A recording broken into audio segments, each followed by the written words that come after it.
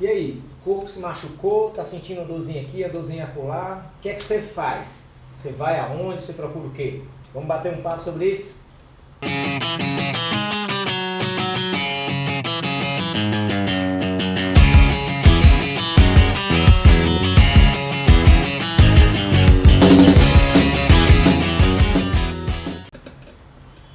Fala galerinha!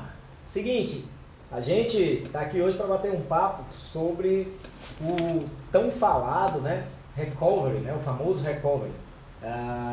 O que a gente faz quando a gente está sentindo, né, aquela fadiga muscular, aquela dorzinha que incomoda? Você que sai de uma sessão de treino e já sente às vezes uma fisgadinha aqui e acolá, ou você já vem de uma sequência, ou você que já vai para a prova ali, né, e já está com uma carga grande de treino e termina aquela prova e você logo depois você quer, né, alguns, né, vão atrás de recuperar. Mas será que a gente está seguindo os caminhos realmente que se devem seguir, né, para a gente recuperar bem a nossa musculatura, para exatamente ficarmos zerados de novo e partir para as próximas, né, para os próximos desafios que seja, né? Antes da gente falar em si da recuperação, porque eu não vou entrar bem, né, profundamente, porque eu não sou nem da área da fisioterapia, né? Posso falar como atleta e como treinador que existem, que a gente deve sim se preocupar com a recuperação muscular. Mas antes de falar das técnicas, das fórmulas que a maioria hoje usa, né, para se recuperar, para servirem de recuperação muscular, eu vou perguntar duas coisas, né? Perguntar não, a gente vai comentar duas coisas. Muitas vezes, né, saiu da prova ou saiu de um treino, está sentindo dor, o que é que tradicionalmente a turma tem feito, né? A turma vai logo num recovery desses, que é uma clínica geralmente de fisioterapeutas ou massoterapeutas.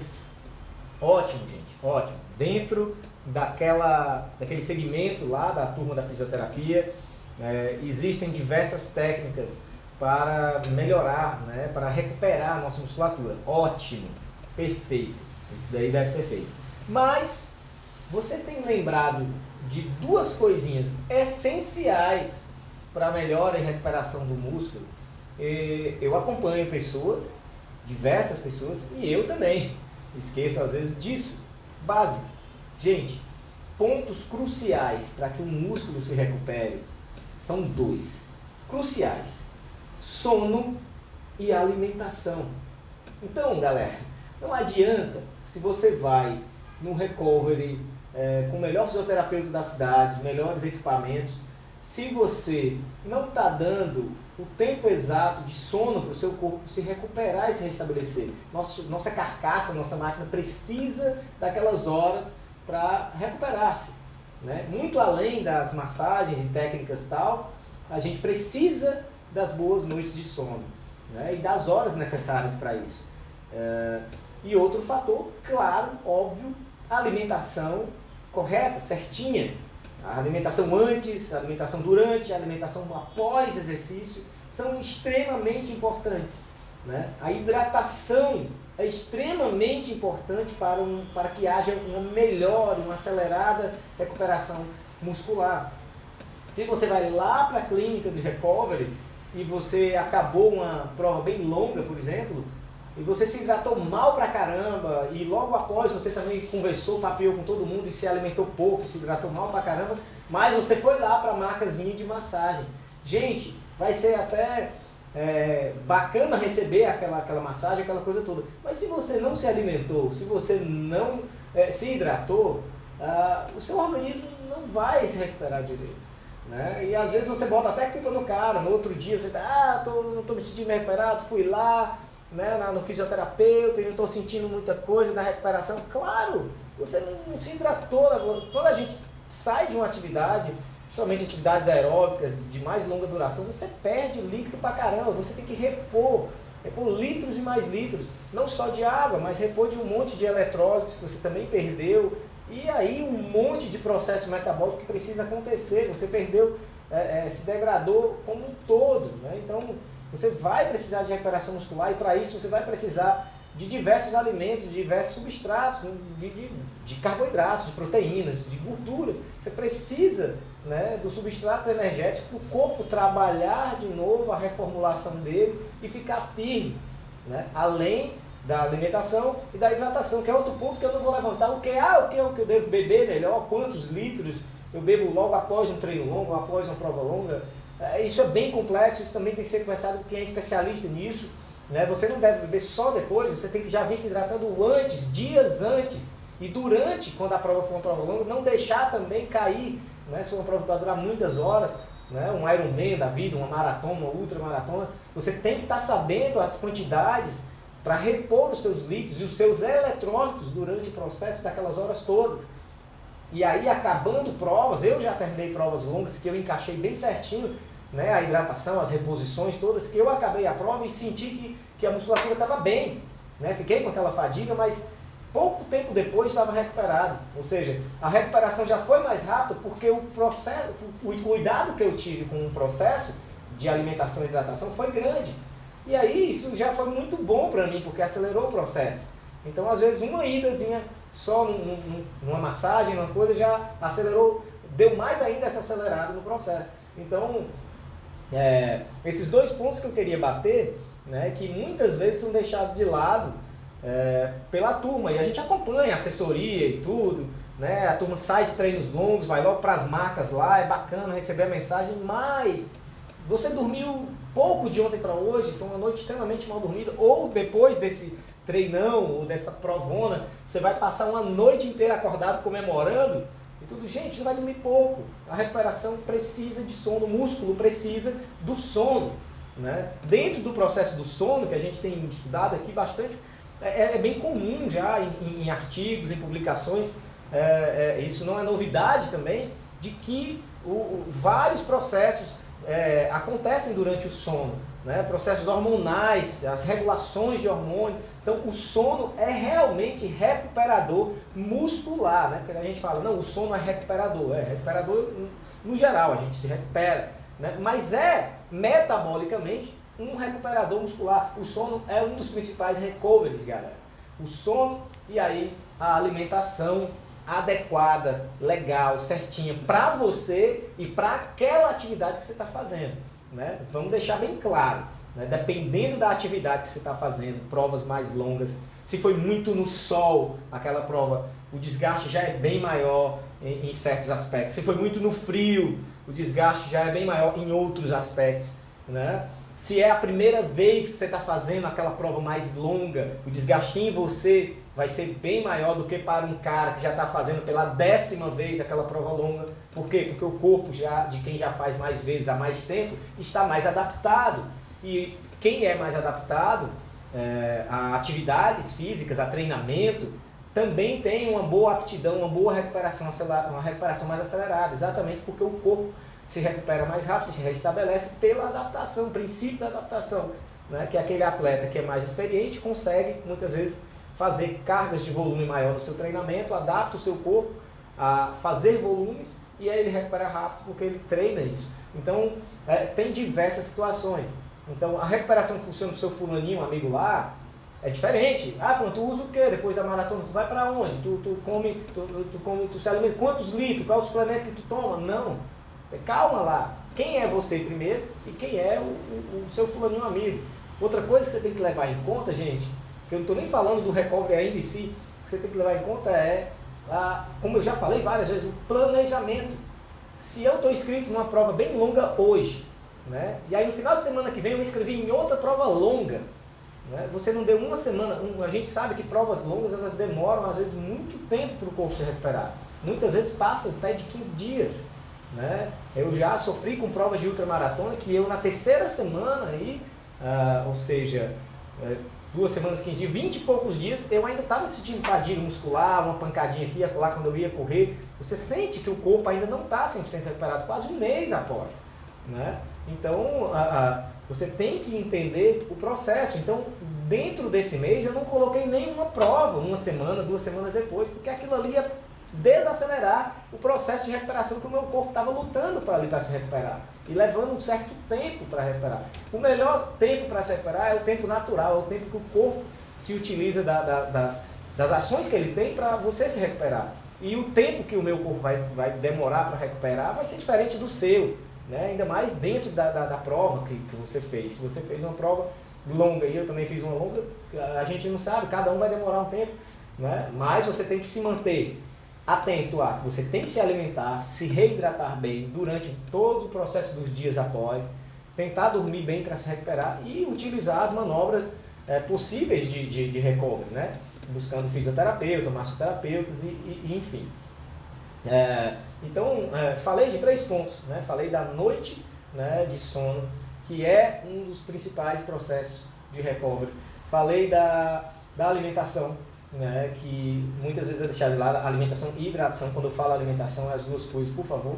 E falei agora do planejamento de prova, ou seja, não falei nada do recovery, o melhor recovery é isso, é aquilo outro, né? A gente fala rapidinho aqui, mas antes disso tudo, gente, tem esses 3 pontos que são muito, mas muito negligenciados. Aí tu vai lá pro fisioterapeuta, ficar muitas vezes gastando o tempo do cara e perdendo teu tempo, porque tu vai para lá. Eu conheço gente que fez prova longuíssima, vai com recovery na semana e no outro final de semana vai fazer outra ultramaratona, uma semana diferente uma da outra. Não vai recuperar, gente. Não vai recuperar. Você vai tentar amenizar um processo, mas o corpo não tem tempo de recuperar. Você não vai se recuperar tão bem para correr uma outra ultramaratona no domingo. Corre no domingo, depois corre no outro. Para quem é muito experiente, gente, eu não estou dizendo que é errado, não. Estou só falando do fato metabólico. O corpo não se recupera com pouco tempo. E se você colocar 2 provas longas ou 2 objetivos muito extenuantes, desgastantes para você, muito próximos, aqui no meio, precisa de um processo maior, de tempo maior para recuperar. Se o tempo é menor, não vai recuperar tão bem. E às vezes a galera não faz isso só em provas, estou falando de prova, né? A galera faz isso em treinos, né? Faz cada final de semana, às vezes, uma mini competição, né? Contra os amigos, contra o relógio, o que seja. Você toda hora está batendo ali no seu 100%, gerando sempre desgaste. Lembrando, gente, que o outro recovery, né? Que também faz parte do recovery, é a recuperação ativa. A recuperação ativa nada mais é do que atividades leves, seja da própria atividade que você faz ou de outra atividade. Então, treinar leve também é um recovery. Por isso que nem toda hora a gente tem que estar batendo a 100 por hora, a 100%, treinando sempre a 100%. E todos os treinos com treinadores experientes sabem que momentos vão ser intensos, com intensidades altas, outros momentos com intensidades mais baixas, mais moderadas. Por quê? Porque esse processo de modulação de treino é a arte do treinamento. A arte está aí, em você saber regular, modular isso para o atleta não ter uma produção excessiva de desgaste e aí ele não evoluir. Para evoluir é preciso também ter treinos lentos, é preciso ter esses treinos menos desgastantes para o corpo ter um pouco de recuperação para o próximo treino forte, mais pesado ou prova que vai ter. Então, outro recovery aí que a gente negligencia, né, que é a recuperação ativa, os treinos leves, muitas vezes nem da sua atividade específica. No caso da minha corrida, né, às vezes eu fazer uma águazinha, eu fazer uma bicicleta, às vezes fazer um elíptico de leve, eu adoro, né, em vez de estar correndo, né? Então, para finalizar, vamos falar dos processos que mais são utilizados e funcionam aí de recovery. Né? A turma hoje gosta muito da crioterapia, que é o banho de gelo, a imersão no gelo, né? Que tem seus efeitos, né? Pela vasoconstrição, os efeitos de ajudar já a acelerar os processos metabólicos ali. Ainda tem não tem 100% de consenso científico, né? Tem alguns artigos que discordam ou que acham que não é tão eficaz assim, né? Mas tem sua eficácia sim, né? Pelo simples fato de ser frio e gerar essa vasoconstrição e isso gerar diversos auxílios metabólicos. E aí tem os outros processos caminhando para massagem, né? Que sim, a massagem sim, ela é o processo hoje, a massoterapia, massagem, como queira chamar, ela é o melhor processo hoje, segundo as pesquisas, segundo os artigos, segundo a maioria dos fisioterapeutas que lidam com isso, né? A manobra de manual ou não manual, né? Que vocês vão ver, né? Que existe, a massagem ela é o melhor processo, né? A liberação, né? A gente chama hoje de liberação, né? A liberação pode ser feita com diversos diversas formas, né? Com a própria mão, que os fisioterapeutas especialistas sabem muito bem, e com objetos, né?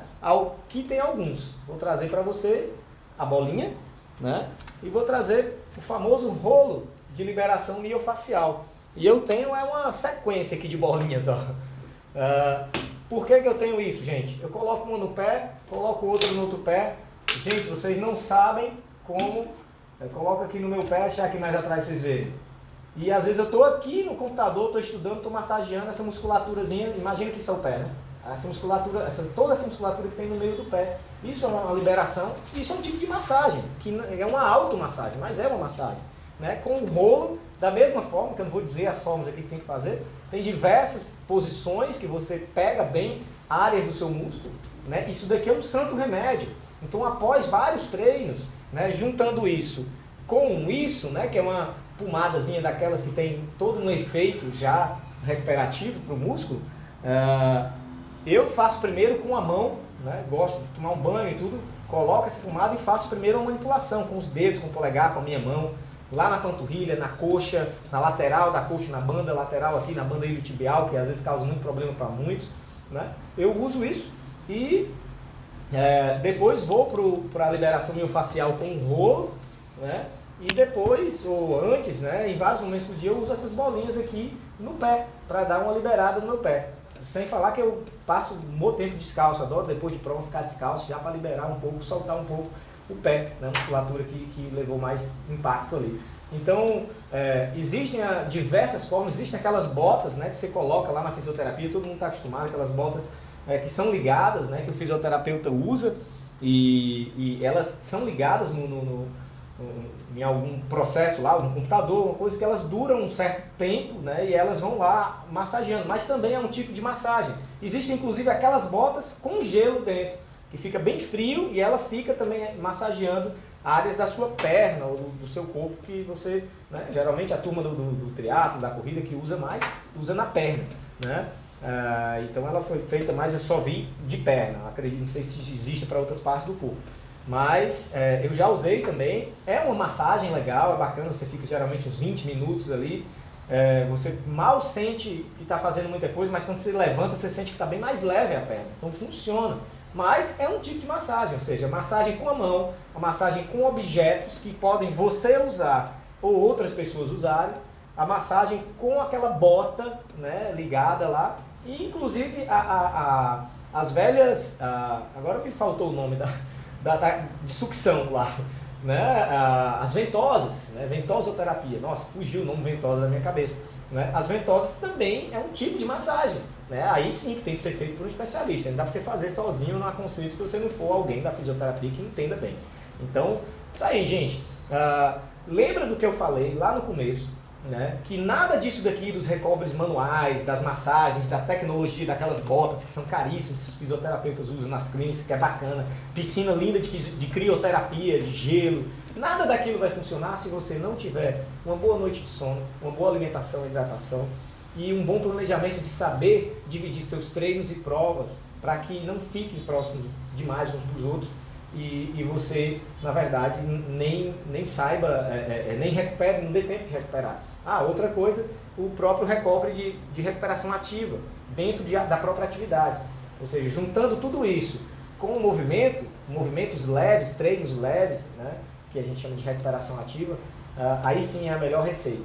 Então, por isso que vocês veem muitas vezes atletas de elite que acabam uma corrida muito extenuante, os que ganham ali, olha para os caras da elite, eles vão lá, tomam bastante água, falam com o treinador e depois eles vão de novo correr. Agora correr bem levezinho, vão ficar correndo um certo tempo, né, para poder soltar a musculatura, que a gente usa esse termo. Então é realmente, de fato, o primeiro recovery que o atleta faz ali, que é dentro da própria atividade dele, agora fazendo de forma leve.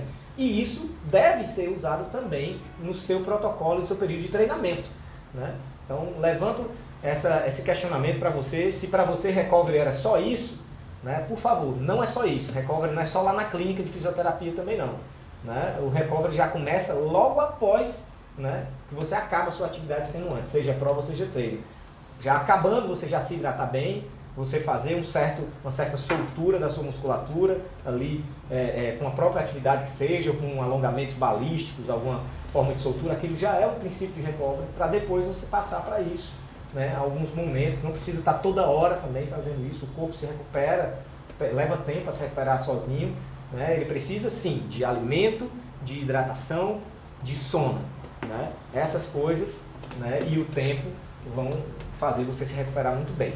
Ok, galera? Então fica aí, perguntas e dúvidas, por favor, diga, a gente está aí, a gente procura especialistas também já para falar, e espero que nos próximos vídeos a gente vai comentar sobre alguns tipos de lesões, vou chamar um fisioterapeuta para falar, né? Outros vídeos eu quero chamar médicos para falar de áreas específicas, né? Também pra gente também o nome daqui do nosso canal é correr consciente, né? Para que a gente tenha corra consciente, né? E eu não vou dar aqui simplesmente só opiniões pessoais, eu vou sempre pautar com artigos, com o que está acontecendo de fato, né? Dentro, né? Dos aspectos da corrida, né? E para falar de certos aspectos como nutrição, como fisioterapia, para se aprofundar nisso eu prefiro chamar especialistas para que eles falem realmente os fatos da profissão deles. Eu aqui levantei, né, as questões e dei os direcionamentos sobre uma visão mais ampla do que é recovery, que não é simplesmente só uma massagenzinha, uma ventosazinha ou um rolo de liberação miofascial ou você ir lá na clínica fazer banho de gelo. Não, recovery são muitas outras coisas que podem ser feitas por você, né, em casa ou após logo o seu exercício. Ok? Então, por favor, curta aí, compartilha, esse tema é bacana, né? Vamos dar força aí ao canal e vamos correr de forma consciente. Ok, galera? Valeu!